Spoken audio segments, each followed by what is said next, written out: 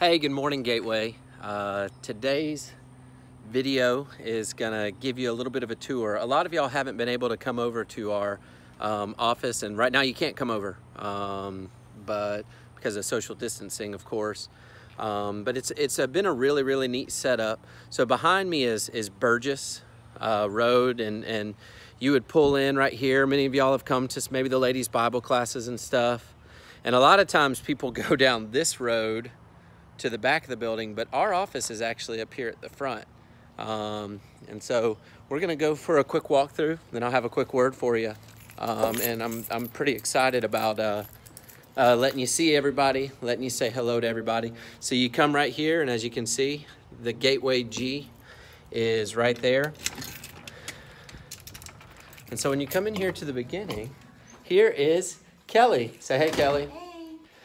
Kelly is our receptionist. Pam Till also works in here. And as you can see, this is the first place you're going to go. And I'm going to say this, that Kelly is probably one of my favorite humans ever. And I mean that in a very pandering way because she's sitting right there. So this is where you'd come and you'd say hello to Kelly. You would make sure that you use hand sanitizer before you can do anything when you come in here. So we're going to keep going through here. See you in a little bit, Kelly.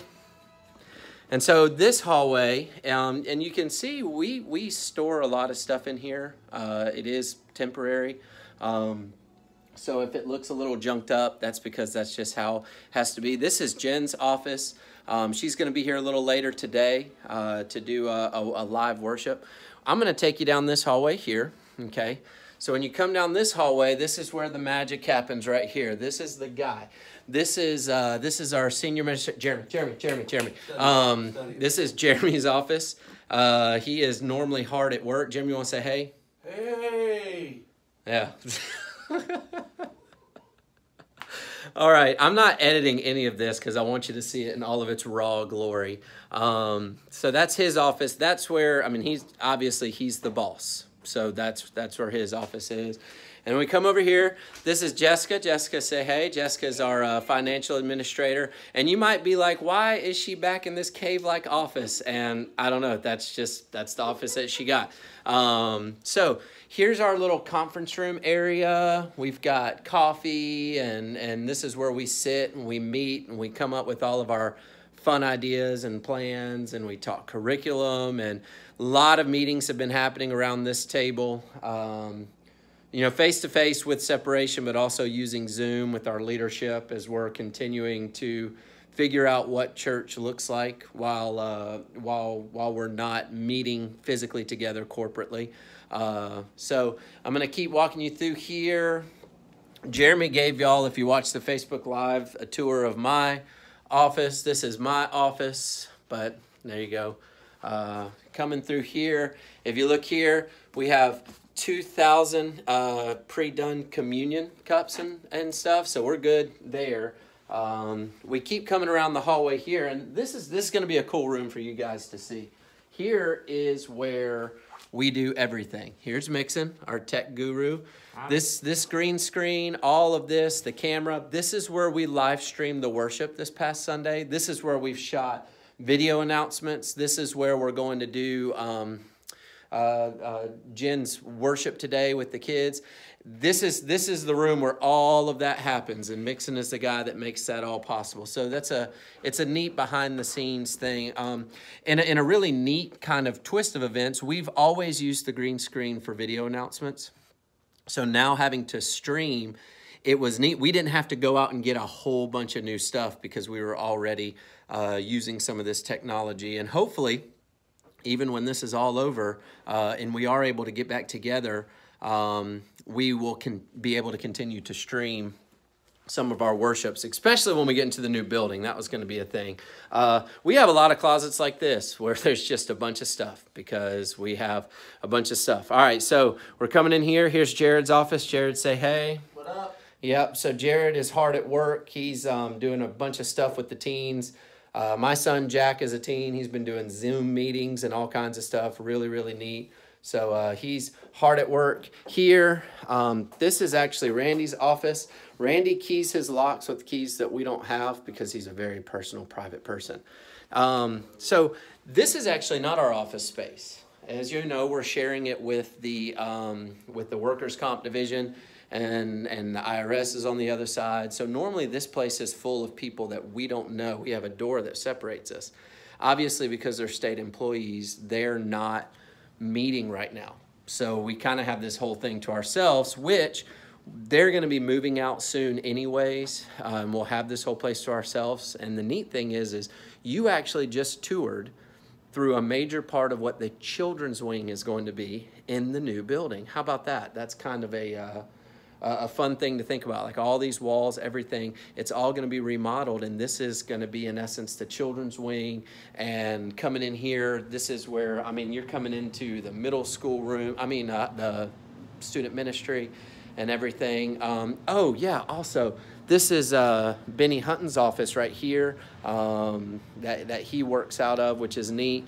And if you've gone to the ladies' Bible class, you've seen this conference room. The conference room is where we've been shooting our daily videos of encouragement and everything. This is where the ladies' Bible class meets. This is where the praise team has been coming on Wednesday nights to practice. I mean, not obviously since we've been not meeting, but they come and they sit in here and they enjoy that time together. So that's kind of a fun tour. I'm going to tilt this just a little bit. That's kind of a really neat thing. We're our office hours are going to change a little bit next week, so we can continue to try to socially distance ourselves even here in the office. We're trying to take all of this very, very seriously and be very, very wise in our decisions. We're going to keep doing, obviously, our daily encouragements. Jeremy's got his Facebook Live stuff. You guys have been getting the emails, everything like that. It's a weird time. I mean, it's a weird time and it's a hard time, but there's definitely been some fruits. But I'm always kind of hesitant to overstate that, because I know that there's a lot of people right now that aren't feeling what we would call rest during this time. They're still, they're kind of on the front lines, if you will, working. And so, like, personally, while I've been able to spend a lot of time with my family and really almost in a Sabbath, my mind and my heart goes out to those that might not have that. And one of the things that is just rattling around in my brain through all of this is the connectedness of humanity. You know, I've always thought that it's a great act of trust to leave your house and to go out into the world, even in the best of circumstances, because you're living in a house that you probably didn't build, so you're trusting that it's going to work, and you're living in a house where with electricity and water that most of us did not run the electricity and the water, so we're trusting that somebody was able to do that. And so every time we flick the light switch, there's almost a little bit of trust there that the electrician that worked on your house knew what they were doing and took pride in their work. And that worked out. We then get into a car that was manufactured not by us. It was built, put together, and so we trust that our car is going to completely work. We trust that it's going to get us where we need to go. And then, I was thinking, you pull up to a gas station to get gas. You trust that the gas station is going to put gas into your car. You have this, and we don't consciously think this. We just do it. When we go to the grocery store, we believe that what we want is going to be there. Now, that's definitely something that's changed right now, as it can be hit or miss right now. But I want to talk about that, because what we trust is that, the product was made wherever it was made, or grown wherever it was grown, and we trust that it was packaged well, and we trust that it was shipped well, and it was driven by truck drivers, and it was flown on planes, and it was, moved all over really the world. We have this trust that when we walk into a grocery store, that all of those things are going to be there. One of the things that's been very common in our life that is really disrupted right now that you don't really think about is restaurants. We trust that when we go to a restaurant, we're going to get what we order on the menu and that it's going to taste good. And here, a lot of that has shifted also. And that's just scratching the surface. That's just, to deny the connectedness of humanity is really to deny even our day-to-day life. And if there's one thing that's just really risen to the top as we're universally, I mean, we are fully internationally engulfed in this time of disruption, is we are very quickly realizing how important the connectiveness of humanity is. We need the food. So that means we need the truck drivers to keep driving it. So I want you to take a second and I want you to think about truck drivers that are driving, and they're driving through states that are closed down, so they might not have drive-thrus to go through to get food, or stopping at rest stops, and having things provided for them there. They're still driving. They're still doing that. That's for us. I think about restaurants. While those are really a privilege, there's also a sense of, man, we've always been able to just go and get food, and now so many of them are people are not being able to work, and yet they're still providing food for us to take home. I think about those stocking the grocery stores. You're hearing the phrase essential and non-essential work, right? Well, think about the fact that the grocery store worker is essential work, or my garbage in my street still got picked up, and my water is still running, and my power is still on. There's so many people that their daily job is to connect humanity together, really for the ease of our lives, if you really think about it, for what's best in our lives. And then, of course, our medical healthcare workers. We're starting to see stories trickle out about the exhaustion that's overwhelming the specialists, the doctors and the nurses and the practitioners and everything, especially coming out of the highly concentrated areas. But we're starting to see stories about that toil that's sitting on their shoulders, and I sit here and think, man, I've talked to a few of them. They're like, what is a 12-hour shift anymore? I mean, it's not even about shift work. It's about getting in there and doing what's best for humanity. The connectedness of humanity is on full display right now. I hope we come out of this and we never think that we go at it alone. Even in a culture of absolute individualism, there is no true individual, because we rely so heavily on the connectedness of humanity. Everything that you do. May we never, ever take that for granted again. So what I want you guys to do today is I want you to spend some time in concentrated prayer for those that are continuing to keep the connections of humanity going. The truck drivers, the people that work in the food industry, grocery stores, medical specialists. I want you keeping all of those people in your mind. I want you to spend some time in prayer specifically over them. Maybe you know some of them personally that are working. You pray for them by name. Pray for them specifically. Pray that God's energy continues to course through them as they are keeping us connected. They're keeping us to where we can have a sense of normalcy in our life. Oh man, and teachers, I'm definitely not trying to forget anyone. So if there's a group of people that I don't mention, I'm not leaving them out. It's just more my own mind. But yes, teachers are going back to work, or they're putting together online curriculums, and they're managing Zoom, and they're doing all these things so our children can continue to be engaged educationally. And of course, if you know me for any period of time, you know that I think that nurses and teachers should get all the monies. I really do. I've always felt that way. And that's simply because of the service that they offer is a service that we very, very quickly realize we cannot do without. But that's what this has done, is this has lifted so many people up saying, well, we can't do it without anyone. We are connected as humans in this thing together.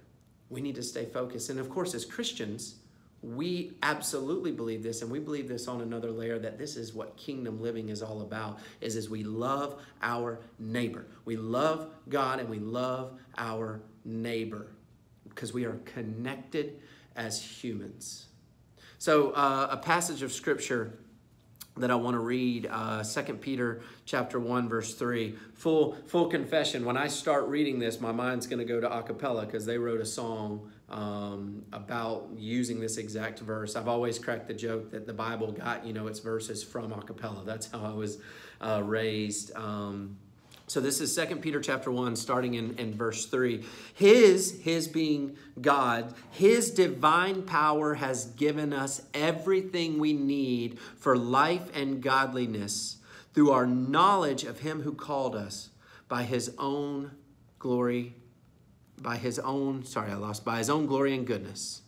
Through these, he has given us his very great and precious promises, so that through them you may participate in the divine nature and escape the corruption in the world caused by evil desires. You get to, when you turn your face to Jesus, right? And we have all the things that we need, right? We get to participate in the divine nature. What does that mean? Well, if human beings are image bearers of God, then that means there is this inherent divinity in all of us. And so what we as Christians do is we want to reveal to people that are broken and lost and don't know Jesus that the true essence of humanity is knowing Jesus and being formed by Jesus. And that's why we are connected as humans, because we participate in the divine nature by revealing that in people. Participating in the divine nature implies our original purpose, our original intended creation, who we were created to be, and in whose image we were created in. We were created in the image of God. We were created by community for community. We were created by love for love. Participating in the divine nature is for us to participate in the intricate connectedness of humanity. And right now that is on full display.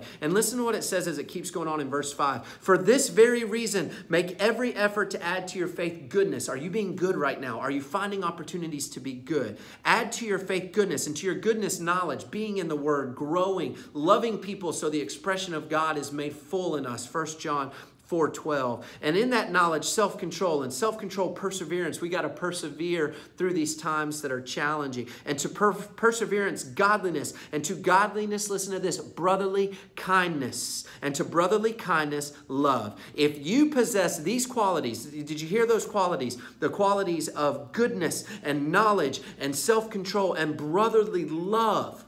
Brotherly kindness, love. If we possess those qualities in increasing measure, they will keep us from being ineffective and unproductive in our knowledge of our Lord Jesus Christ. We are connected as humans.